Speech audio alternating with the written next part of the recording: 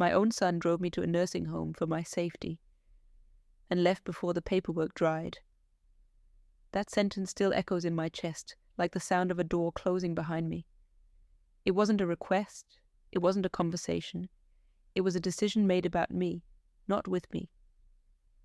At 74, I thought I had earned the right to be heard, to be consulted, to be respected.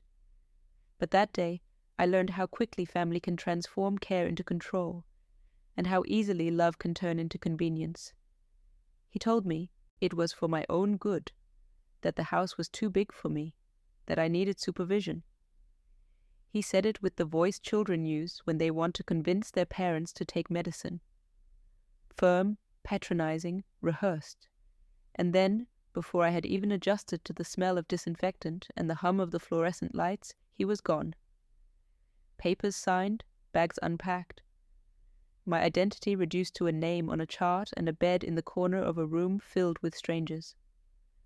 But what he didn't know, what no one knew, was that I had a secret I had carried for over a decade. A secret left to me by a man I had once worked for, a man who trusted me when the world had abandoned him. I stayed quiet about it because money changes people, and I had learned that silence was often safer than disclosure. My son didn't know that beneath the layers of routine, humility, and old age, I held the key to a fortune.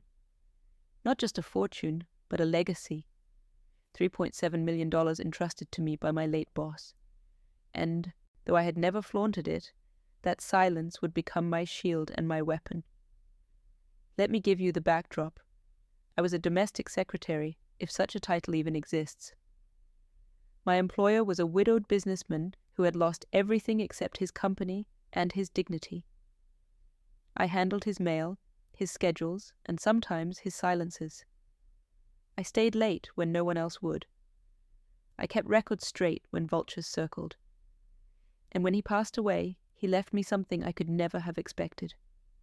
Recognition. Not in words, not in plaques, but in his will. He saw my loyalty as something worth more than a salary, and so he rewarded me in a way that would one day change everything. I didn't speak of it. Not to my friends, not to my church, not even to my family. I lived simply, wore the same clothes, walked to the same market. People assumed I had nothing, and I let them assume, because I knew what money does to people. It reveals the hunger beneath the smiles, and I wasn't ready to see that hunger in the eyes of my son. Still, nothing prepared me for the day he decided to move me into the nursing home. It wasn't just about space, or safety, or convenience. It was about control. It was about paperwork that placed my decisions into his hands. It was about whispers of guardianship and signatures that would grant him authority over what little he thought I had. He believed he was parking me in a corner of life, stripping me of voice and power. But he was wrong, dead wrong, because the moment he drove away, leaving me under the buzzing lights of that cold corridor, he unknowingly set in motion the very chain of events that would reveal not just who he was, but who I truly was. And the inheritance I had once hidden to protect him would now become the very proof that I didn't need saving, at least not the kind he imagined. If stories like this matter to you, tap like and subscribe. It helps this reach someone who needs courage. So I ask you, when help looks like control, would you notice the difference? And more importantly, if you had the chance to turn betrayal into transformation, what kind of life would you choose to build from it? The first night in that nursing home felt like a lifetime folded into hours. The mattress was stiff, the sheets smelled of bleach, and the light from the hallway crept under the door like an intruder that refused to leave me alone. I lay there, listening to the wheels of carts squeaking on the tile floor and the muffled voices of nurses exchanging shift notes. My son's goodbye still burned in my ears, the casual, "You'll be fine here, Mom," spoken as if he were dropping off a coat at the dry cleaner. He didn't hug me, didn't linger, didn't even look back when the door shut behind him. That was the first cut, small but deep, the kind that doesn't bleed right away but stings when you least expect it. Morning came with no softness. A loud buzzer jolted me awake before sunrise. I had always risen early in my own home, brewed my coffee, opened the curtains, watched the neighborhood wake with me. Here I was herded into routine, lined up like an item on a checklist. Pills on a paper cup, watery oatmeal on a plastic tray, nurses calling us by room number instead of name. The loss wasn't dramatic, it was subtle, like the slow erosion of a shoreline. Piece by piece, part of me was being washed away. At breakfast, an aide slid a tray onto my table without looking me in the eye. "Room 12, she said, even though my name was written in bold letters on the wristband they forced me to wear. I stared at the mush on the tray, and for a moment I wasn't sure if I was hungry or just swallowing the humiliation. Around me, some residents accepted this as life, resigned to the system, but I had never been good at accepting cages, no matter how polite they were. Later, when I asked if I could make a phone call, the nurse on duty glanced at my chart and said, "You'll need approval from your son." Approval from my son to make a call? My jaw tightened. I had raised him, paid for his schooling, watched him step into manhood, and now I was reduced to seeking his permission as if I were a child again. That realization nearly broke me, not because of the denial itself, but because of what it meant. In his eyes, I no longer had authority, no longer had agency. Every small interaction became a reminder of my diminished place. The staff called me sweetheart, dear, honey, words that sound tender on the surface but strip away identity when they're used to replace your name. I wanted to scream, "I have a name, I have a story, I have a life." But I stayed silent, because silence gave me space to think. And I needed to think. In the evenings, the television in the lounge blared soap operas I had no interest in, yet they insisted on community time. When I asked if I could read in my room, a staff member chuckled, "You'll get bored in there, dear. Join the others." That false kindness grated on me. They weren't offering me freedom. They were corralling me into compliance. And behind that compliance, I knew, was paperwork, papers I hadn't seen, signatures I hadn't given, decisions I hadn't agreed to. My son visited once during that first week. He arrived late, in a suit that smelled faintly of cologne and victory. He stood by the door rather than sit beside me. He asked shallow questions. "Are they treating you well? Are you comfortable?" But never gave me the space to answer honestly. Before leaving, he dropped a folder onto the nightstand. "Just a few forms for the facility, Mom. Nothing big. Just sign them when you get a chance." He kissed my cheek without meeting my eyes and walked out. When I opened the folder later, my stomach turned. They weren't facility forms. They were power of attorney documents, guardianship petitions, transfer of assets clauses buried under fine print. My own son wanted my signature to lock away my freedom, not to protect me, but to control me. I closed the folder and slid it under my pillow, where it stayed for nights, like a stone pressing against my dreams. And yet I didn't confront him immediately. Because silence, once again, was my weapon. He believed I had nothing, that my life was worth only the pension check he could manage. What he didn't know, what none of them knew, was that I had inherited more than money. I had inherited trust. And trust, unlike money, can't be stolen with a signature. Day by day, the humiliations piled up. Being told when to eat, when to sleep, when to shower, even when to breathe freely. But underneath those humiliations, a fire began to smolder. Each restriction reminded me of the fortune I had kept hidden. $3.7 million waiting quietly in a trust, protected by lawyers who had no idea I was now considered incompetent by my own child. The irony nearly made me laugh at times. He thought he had caged a bird, but he had locked himself in with a lioness pretending to sleep. And so I endured the trays of tasteless food, the syrupy nicknames, the paperwork disguised as care. Because I knew my silence wouldn't last forever. The right moment would come, and when it did, my son would learn the one truth I had never dared to tell him. That I wasn't the helpless woman he thought he had tucked away, but the keeper of a secret powerful enough to change the balance of our lives forever. Tell me, have you ever been underestimated?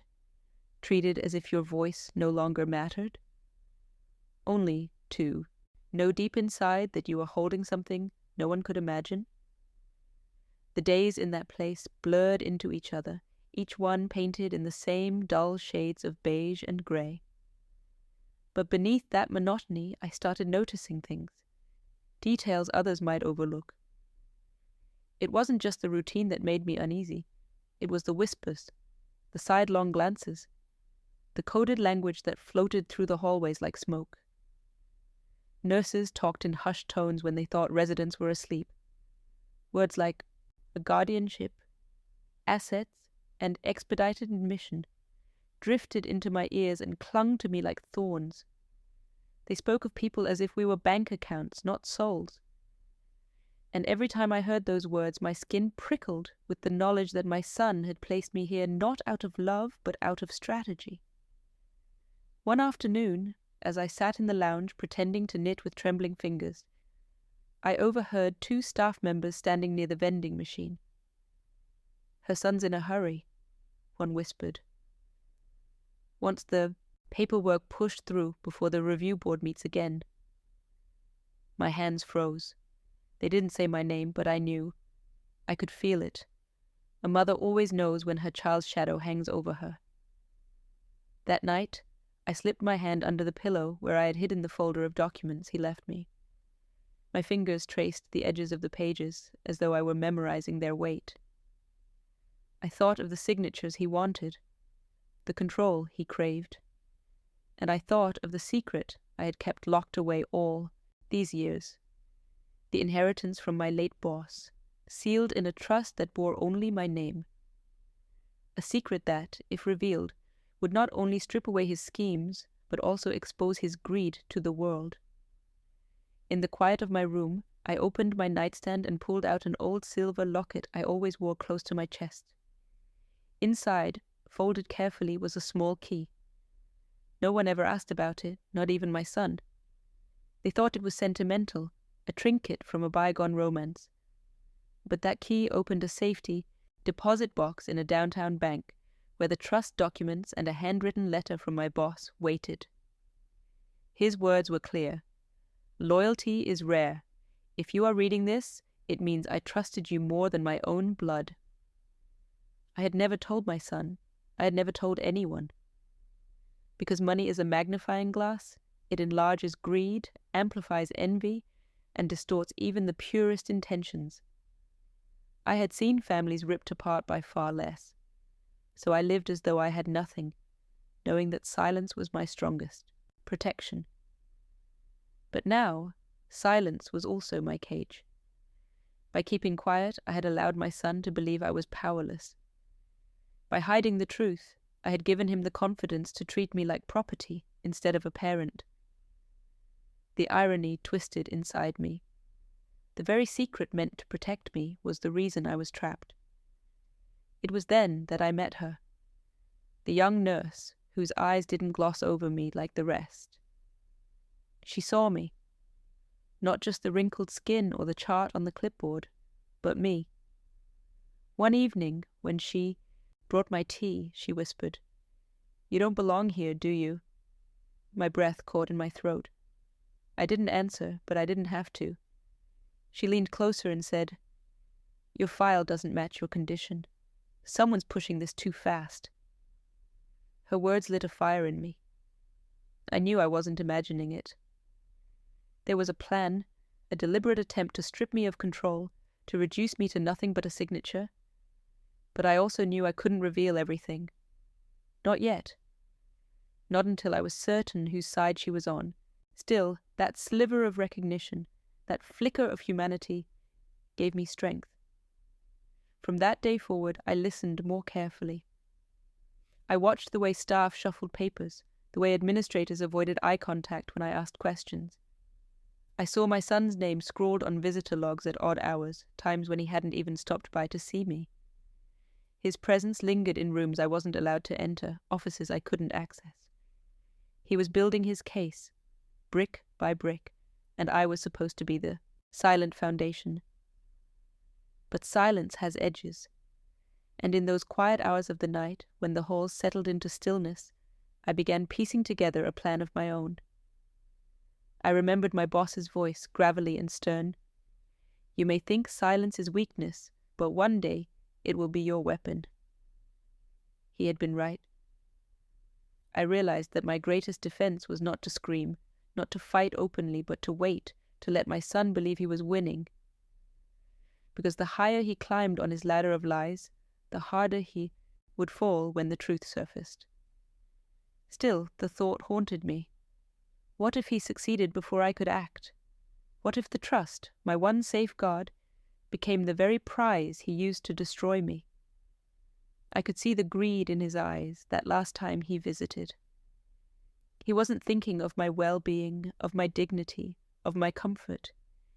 He was thinking of what he could gain, of how quickly he could take control. I lay awake that night, clutching the locket with the key, and whispered to myself, "Not yet. He doesn't know he can't know. And when he finally learns, it will already be too late for him." Tell me, have you ever held a secret so powerful it could destroy someone's plans, yet you chose to keep it hidden? Waiting for the exact moment when revealing it would change everything? The night I finally decided to break my silence began like any other, cold, clinical, routine. Dinner was the same tasteless stew, the same soft bread, the same plastic cup of water placed on the tray as if it were a favor. Pushed the food around with my spoon, my thoughts louder than the chatter in the room. The young nurse, the only one who had ever looked at me with something resembling honesty, noticed the untouched tray. She leaned down and whispered, "You need strength. Tomorrow will be harder." Her words felt like a warning, but also like a door opening. I waited until the hallway grew quiet, until the shuffle of slippers and the squeak of carts faded into the night. Then I called her into my room. For the first time, I chose to let someone glimpse the secret I'd carried for years. With trembling fingers, I pulled the locket from around my neck and placed it on the bed between us. She looked at it, puzzled, until I opened it and revealed the small folded key inside. "This," I whispered, "is more than just jewelry. It opens a box that holds proof my son would never want me to show." Her eyes widened, but she didn't speak. I went on, my voice low as though the walls had ears. "My boss, God, rest his soul, left me something. Not out of pity, but out of recognition. He trusted me with $3.7 million, and more than that with his name. He wanted me to live in dignity, to have choices, to be free. And I kept it quiet because I knew what money does to people. I knew what it could do to my son. For the first time since I had been admitted, my voice cracked. I had always been proud of my resilience, my ability to endure storms without showing the cracks. But speaking, the truth out loud, confessing it to another soul, broke something in me. My nurse reached for my hand, and in that simple gesture I felt both comfort and a new weight. Someone else now carried my secret. She leaned closer. "Your son doesn't know." "No," I said, shaking my head. "He thinks I have nothing but a pension. He thinks by locking me here, he'll secure whatever scraps I leave behind. He doesn't realize he's caging a woman who holds more power than he ever imagined." The words tasted bitter. It wasn't pride, it was sorrow. Because what kind of mother hides such a thing from her own child? What kind of bond was I protecting by staying silent? My silence had been a shield, yes, but it had also been a wall, one that kept me distant from the very person I had raised. Perhaps if I had told him, he wouldn't have gone down this path, Or perhaps the greed was always there, waiting for the right spark. The nurse looked shaken, as though the floor had tilted beneath her feet. "He's trying to declare you incompetent," she whispered. "I've seen the papers. If he succeeds, he'll control everything, even your medical decisions." I closed my eyes, swallowing the ache in my throat. That's why I can't stay silent anymore. If he wins before I act, he'll not only steal my dignity, but also poison the legacy I was entrusted with. That money was meant to honor loyalty, not to feed greed. She nodded slowly. "Then we need proof. Real proof. Something that shows you're not what they claim you are." Her words cut deep, because I realized how fragile truth can be when it's buried under lies. My son had painted me as weak, forgetful, incapable, and the world believed him because that was easier than listening to me. I had spent a lifetime teaching him strength, yet he had chosen to use that strength against me. The next day, he came to visit. His eyes darted around the room, impatient, calculating. He didn't sit, he hovered. He asked if I'd signed the papers yet, his tone clipped, rehearsed.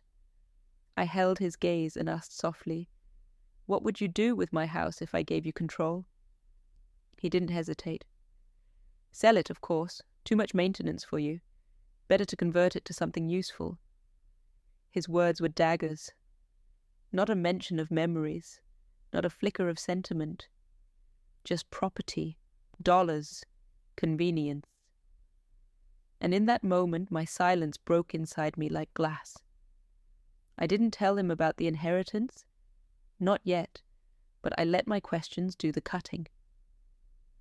"And my savings? My pension? Would you manage those too?" He smirked as though I were a naive child. "Don't worry about the details, Mom. Just trust me." Trust? The word nearly made me laugh. How could I trust someone who looked at me and saw only profit? How could I place faith in a son who measured my worth in signatures and bank balances? That night, I sat with the nurse again. We spoke of plans, of doctors who could evaluate me honestly, of ways to expose the falsified reports. But in my heart, the heaviest weight wasn't the fear of losing control.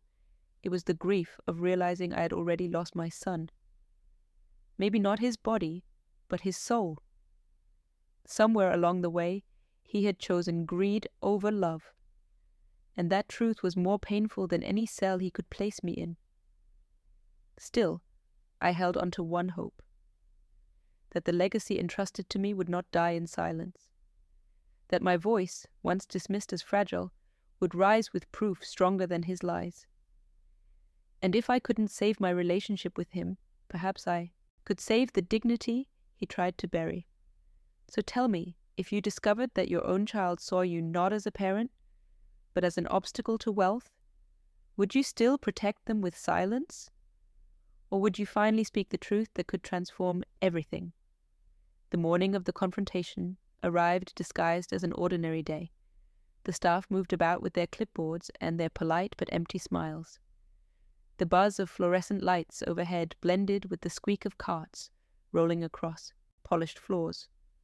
But beneath the surface of routine, I felt the air crackle with tension. I had spent days swallowing my pride, hiding my knowledge, playing the role of the fragile old woman. But now the time for silence had ended. My son arrived just before lunch. He didn't knock. He never did. He walked in with the authority of someone who thought the room already belonged to him. His suit was pressed, his tie neatly knotted, and his cologne arrived in the room before he did. Sharp, synthetic, overwhelming. He didn't bother to sit beside me. Instead, he hovered near the nightstand, tapping a folder against his hand. "Mum, we need to get this done," he said, his voice clipped. "The facility requires certain legal documents. Just sign and everything will be easier for both of us." I looked at him, really looked at him. The boy I had raised, the boy I had carried on my hip and sung to sleep, stood before me like a stranger wearing his face. His eyes weren't filled with warmth or concern. They were sharp, calculating, restless. I let the silence stretch between us, then asked softly, "What documents exactly?" He blinked, caught off guard by my tone. "Power of attorney, some medical authorizations, standard procedure. Nothing you need to worry about." "Then show me the originals," I pressed. "I'd like to read them." His jaw tightened. "Mom, don't complicate things. You're not in a position to understand the details. Just trust me." That word again, trust. My heart burned. I leaned forward, my voice steady.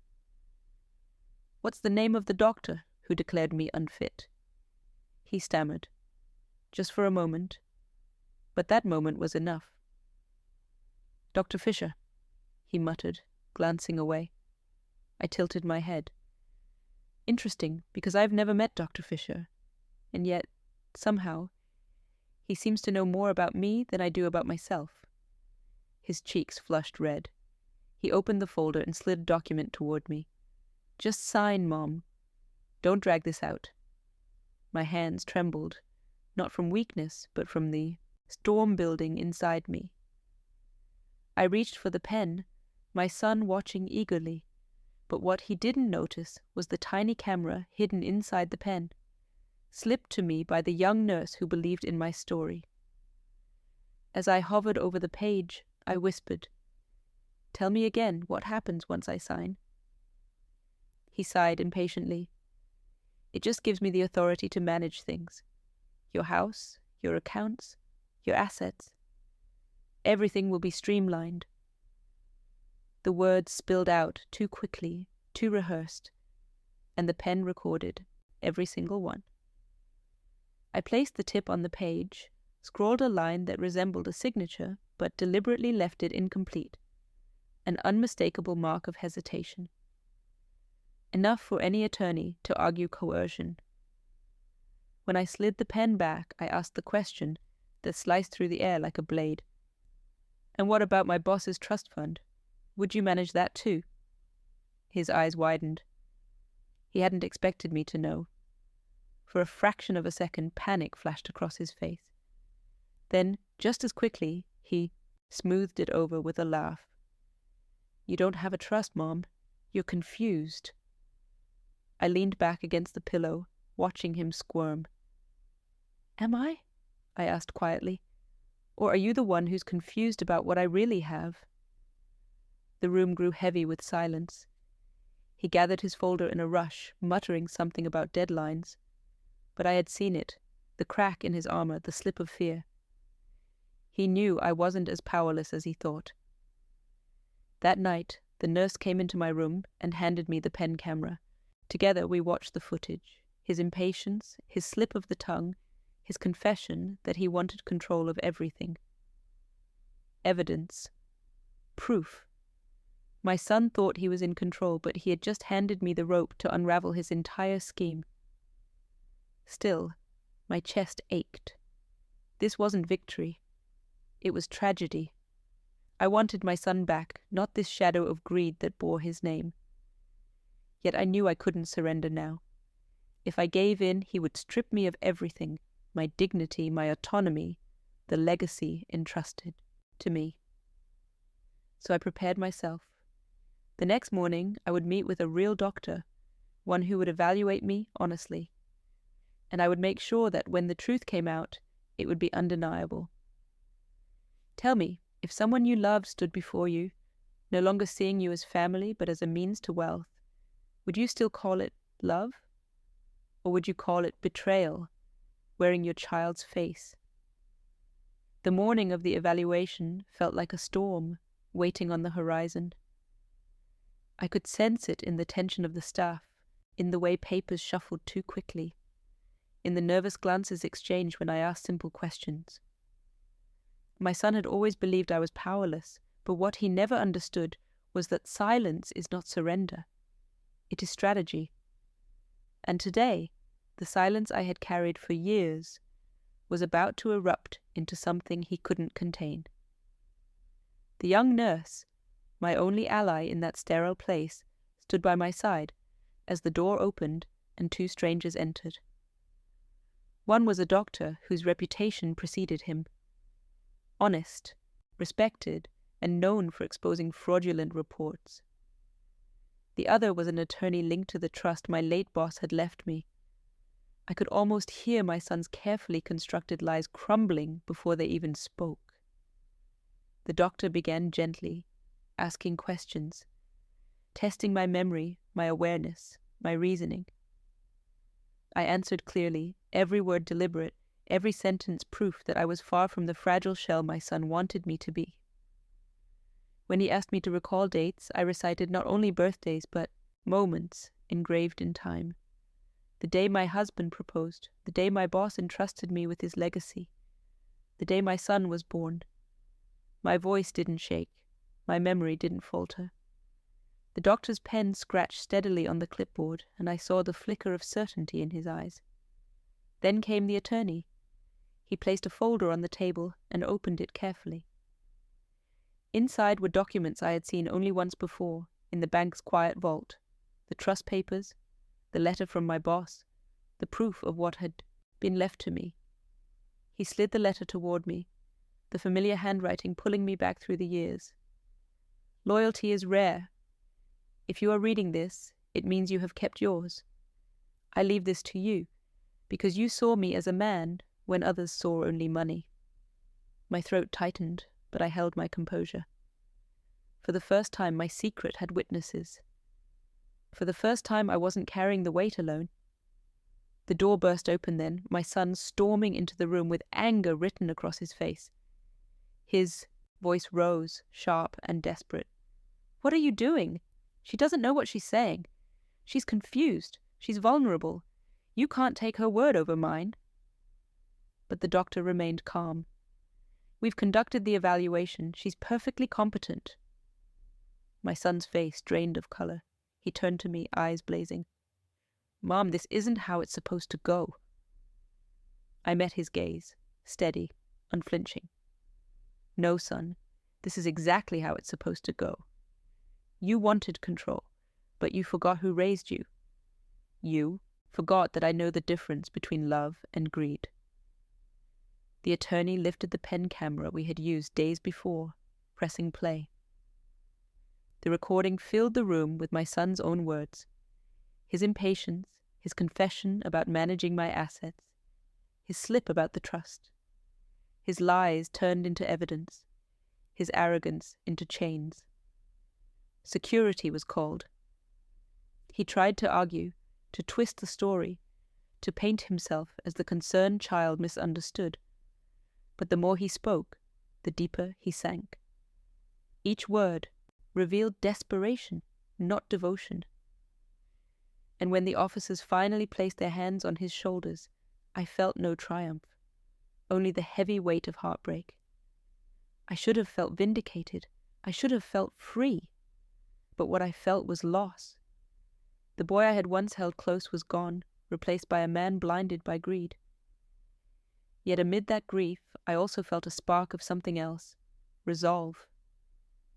The legacy left to me was not meant to end in silence or manipulation. It was meant to create change, to bring dignity where it had been stripped away. As I walked out of that room, no longer a prisoner of paperwork or deceit, I felt the weight of years lift from my shoulders. The staff who once looked at me with dismissal now looked with respect, or was it fear? Either way, the balance had shifted. The cage had opened and I had stepped out, not as a victim, but as a woman who had reclaimed her voice. But freedom always comes with questions. What would I do now with the inheritance that had once been my shield? How would I turn pain into purpose, betrayal into something that could not only protect me, but also transform lives beyond my own? So, tell me, if you were given the chance to turn the very weapon used against you into a tool for justice, would you take it? Or would the wounds of betrayal hold you back from ever trusting yourself, as walking out of that nursing home was not the grand victory some might imagine? There were no cheers, no banners, no celebration, only the quiet sound of the automatic doors sliding open and the sudden rush of fresh air hitting my lungs. For the first time in weeks, I felt the sun warm my skin, unfiltered by glass or curtains. Freedom has a peculiar taste. Bittersweet, fragile, almost unreal. I had won the battle for my autonomy, yes, but in doing so I had lost something I once believed was unbreakable. The bond between mother and son. The car ride away was silent. The attorney sat beside me, papers safely tucked into his briefcase. The nurse, my unexpected ally, drove, her hand steady on the wheel. She didn't speak, but every so often she glanced at me in the rearview mirror, her eyes carrying the unspoken message. You're safe now. I clutched the locket in my hand, the key pressing into my palm, a reminder of the secret that had both protected and burdened me for so long. We arrived not at my old house. It had been stripped of warmth, tainted by betrayal, but at a modest apartment the attorney had arranged temporarily. The walls were bare, the furniture simple, yet the space breathed possibility. I opened the window, let the breeze in, and for the first time in years felt as though I could start anew. I had been caged, underestimated, nearly erased. And yet, here I was, alive, awake, holding on to more than money. I was holding on to choice. The days that followed were not easy. Freedom after confinement comes with its own weight. I had to relearn the rhythm of independence, choosing my own meals, making my own calls, deciding when to walk outside without permission. Each act, small as it seemed, felt like a victory. I brewed coffee at dawn, the aroma filling the air, reminding me of mornings long before the nursing home. I sat by the window and wrote in a journal, words flowing like water from a dam finally broken. Each sentence was proof that my mind, my voice, my identity had survived attempts to silence me. But I knew my story couldn't end with survival alone. That inheritance, $3.7 million, wasn't meant to sit idle. It wasn't meant to rot in secrecy while others suffered the same fate I nearly endured. My late boss had trusted me with his fortune not to shield myself, but to build something larger, something lasting. I thought of the residents I had left behind in that home, the ones who truly needed care, the ones with no family, no allies, no nurse willing to whisper truth into their ears. They were still there, invisible, waiting for someone to see them. So I began to plan. Meetings with lawyers, consultations with non-profit groups, late-night conversations with advocates who fought for the elderly. Piece by piece, an idea took shape. A foundation dedicated to protecting seniors from financial abuse and coercion, to offering legal aid where there was none, to giving a voice to those who had been silenced. The thought gave me purpose, a reason to rise each morning with more than just relief. I rose with intent. And yet, even as I built this new path, the ache remained. My son, the boy I had cradled, taught, and loved, the man who had chosen greed over blood. He had sent letters from the holding facility where he awaited trial. I read them all. Some were apologies, others were excuses. A few were filled with bitterness. I never replied. Not because I had no words, but because I hadn't decided whether forgiveness was possible, or even deserved. That choice lingered over me, heavy as the inheritance itself. In the quiet hours of the night, I would sit by the window, watching city lights blink against the darkness, and ask myself if love can survive betrayal this deep. Can a mother's heart, scarred and bruised, still find space for the child who tried to erase her? Or is forgiveness another cage, one I refuse to step back into? The answer remains elusive, shifting with each breath, each memory, each pang of loss. Still, I hold on to the lesson etched into my bones. Power is not in the wealth you carry, but in the voice you refuse to silence. I was underestimated, dismissed, nearly erased, yet I stand. And in my standing, I find strength not just for myself, but for those who will come after me. So I leave you with this question. If life handed you a chance to transform betrayal into purpose, to turn pain into protection for others, would you take it? Or would you let the scars of the past decide your future?